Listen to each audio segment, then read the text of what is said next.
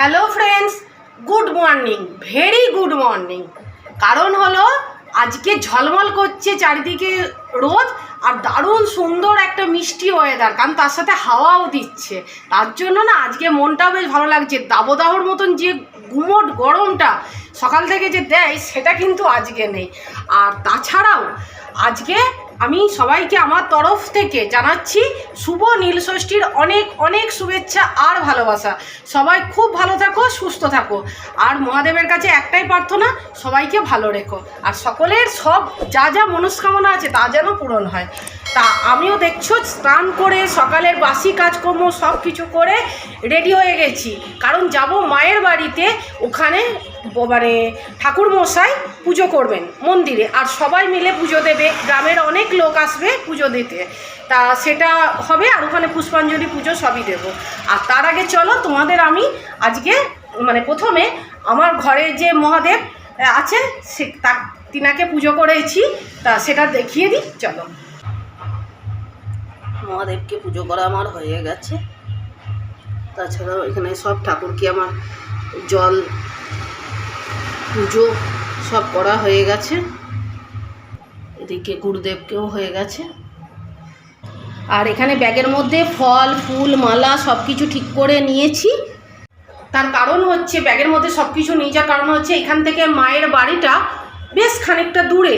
তা আমি যদি এখান থেকে ডালা সাজিয়ে সব সুন্দরভাবে নিয়ে যাই না, তাহলে হবে না। আমাকে নাই হেঁটে যেতে হবে, আর টোটো করে গেলেও সেই মানে ওলট পালট হয়ে যাবে। সেই জন্য ব্যাগে করে নিয়ে যাচ্ছি।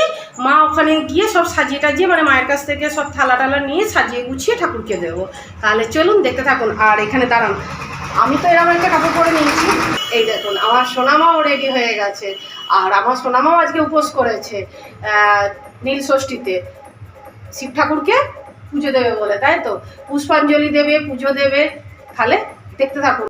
দেখুন বাপের বাড়ি চলে এসেছি, আর আসার পর দেখছি মা এখানে নৈবেদ্য সব সাজিয়ে ফেলেছে, ফল কুচানো ফলগুলো করে ফেলেছে। আর এখানে দেখুন গোটা ফল সব নিয়েছি, ঘিয়ের প্রদীপ নিয়েছি। দেখুন তাহলে সব যোগাযন্ত্রী কমপ্লিট। বাড়িতে এসে যেটা দেখলাম, আমি শুধু গোটা ফল নিয়েছিলাম আর সমস্ত কিছু নিয়েছি। মা সব নৈবেদ্য করে রেখে দিয়েছে। এখানে গোটা ফল এখানে 7 রকম হয়ে গেছে, 5 রকমের জায়গায় 7 রকম হয়ে গেছে। শশা, কলা, শশা, আপেল, আচ্ছা এ দেখুন পেয়ারা, আম, বেল, ডাব। আচ্ছা মায়েরও তাই, ওখানেও তাই, সেম সেম হয়ে গেছে। আর এখানে হচ্ছে ফুল, বাতি, ধূপ, আর ঘিয়ের প্রদীপ, দুধ, গঙ্গা জল, ঘি, মধু, আর ডাবের জল। আর চন্দনটা নিতে হবে। ও গঙ্গা জল নিতে হবে, চন্দন নিতে হবে। আর হচ্ছে এখানে ফুল আছে ওই ইয়ে করার জন্য, কি বলে, ঠাকুরকে দেওয়ার জন্য, পুষ্পাঞ্জলি দেওয়ার জন্য, ঠাকুরের মাথায় দেওয়ার জন্য সব আছে। দেখুন আমাদের গ্রামের এবার নীলষষ্ঠীর পুজোটা হচ্ছে বারোয়ারি তলাতে। আর ঠাকুরমশাই এখানে শিব ঠাকুরকে নিয়ে চলে এসেছেন, আর এখন গোটা ফলগুলো দিচ্ছেন শিবের কাছে। দারুণ লাগছে। সারা গ্রামের সবাই এসে এক জায়গাতে এসেছে, জড়ো হয়েছে পুজো করার জন্য। আর যেটা দেখে আমার তো অসাধারণ ভালো লাগছে। কত লোকজন দেখুন, আর শিব ঠাকুর একদম ভর্তি হয়ে গেছে ফলে।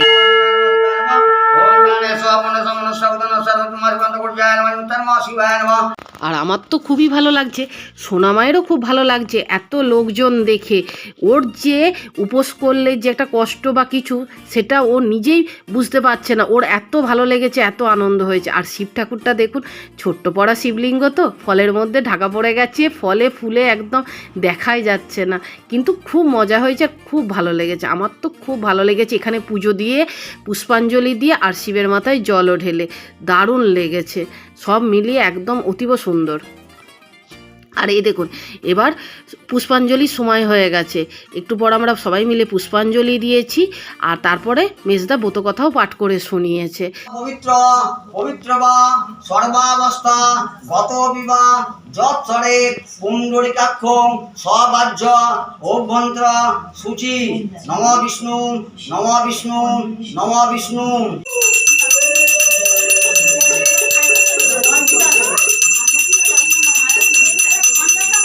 তুমি তারা যখন সরস্বতীর তীরে এসে পৌঁছালো, তখন দেখলো যে বামুন বললো, চলো এই জলে ডুবি আমাদের জীবন শেষ করি।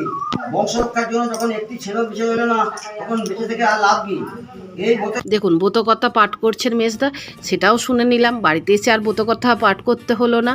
আর অনেক দিন পর এইভাবে সবার সাথে দেখা হলো। বাড়িতে মা, কাকিমা, বড়মা, পাড়ার সব কাকিমা বৌদিরা সবাই একসাথে ঠাকুরকে জল দিলাম, ঠাকুরের কথা বলছিলাম। খুব ভালো লেগেছে। আজকের দিনটা আমার খুব ভালোভাবে কাটলো নীল ষষ্ঠীটা। আর সোনামাও খুব হ্যাপি হয়ে গেল, আপনাদের আবারও বলছি। আর এবার দেখুন শিবের মাথায় জল দিলাম, দুধ, গঙ্গা জল, ডাবের জল, ঘি, মধু, বেলপাতা, ফুল সব কিছু দিলাম। এবার সোনামাও দিচ্ছে। এবার আস্তে আস্তে এখান থেকে দেয়া হয়ে যাওয়ার পর এবার আমরা এখান থেকে প্রসাদ নিয়ে এবার বাড়ির উদ্দেশ্যে রওনা দেব। কারণ হচ্ছে বাড়িতে গিয়েও আবার শিব ঠাকুর আছে বাড়ির, সেখানকেও জল দিতে হবে। দেখুন বাড়ি চলে এসেছি, বাড়িতে এসে সোনামা শিব ঠাকুরকে জল দিচ্ছে, ঘি, মধু। ওখানেও যেমন দিয়েছে এখানেও আমি একটু বলে বলে দিচ্ছিলাম, ও দিয়ে দিচ্ছিল। কারণ দেখুন ও তো ছোট, এবার সেইভাবে তো আর উপোস তাপাস আমি ওকে করাই না, কারণ পড়াশুনো ছেলেপিলে অতটা ইয়ে করে না, কিন্তু এইটা করে নীল ষষ্ঠীটা। তা দেখুন চলে এসেছি আর একটা মন্দিরে। সোনামা বললো চলো মা এই বড় শিব ঠাকুরটাকেও গিয়ে একটু দিয়ে আসি। আমি ঠিক আছে চলো।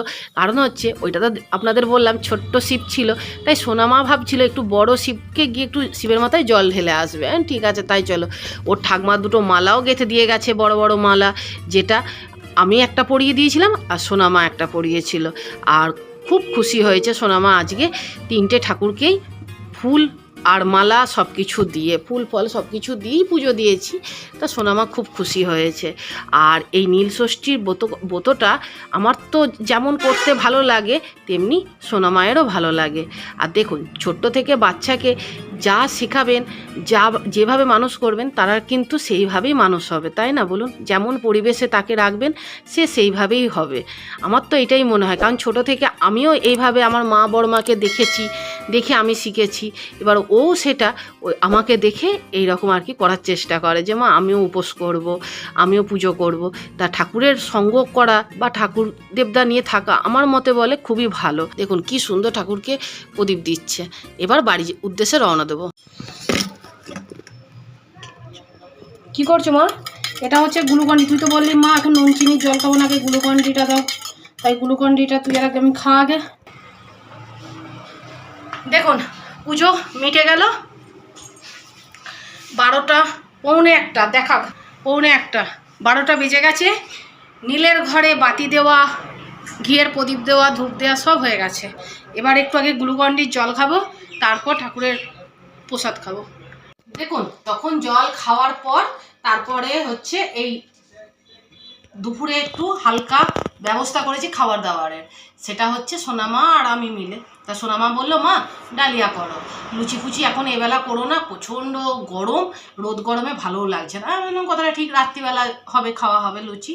তা এখন এই দেখুন সমস্ত রকম ভেজিস দিয়ে, গাজর, পটল, টমেটো, বিট, গাজর, বিনস, মানে যা ছিল ঘরে সব চাপিয়ে দিয়েছি। সয়াবিন সব দিয়ে মুগের ডাল আর ডালিয়া দিয়ে এটা হয়েছে, ডালিয়া করেছি। আর তার সাথে আলুর চিপস, ঘরে বানানো আলুর চিপস, সেটাকে একটুখানি তেলে ভেজে নিয়ে পাঁপড়, মানে আলুর পাঁপড় করলাম, ভেজে নিলাম। তাহলে ভিডিওটা আপনাদের কেমন লাগলো? আশা করি আজকের ভিডিওটা আপনাদের ভালো লেগেছে। ভিডিওটা ছেড়ে যাওয়ার আগে যদি আপনাদের কিছু ভালো লেগে থাকে তাহলে প্লিজ ছেড়ে যাওয়ার আগে আমার চ্যানেলটাকে সাবস্ক্রাইব করে দিয়ে আমার পাশে থাকবেন, একটা লাইক দেবেন আর কমেন্ট করে জানাবেন কেমন লাগলো আজকের ভিডিও। আজ এই পর্যন্তই, দেখা হবে আপনাদের সঙ্গে নেক্সট আরেকটা নতুন সুন্দর ভিডিওতে। ততক্ষণের জন্য সবাই খুব ভালো থাকুন।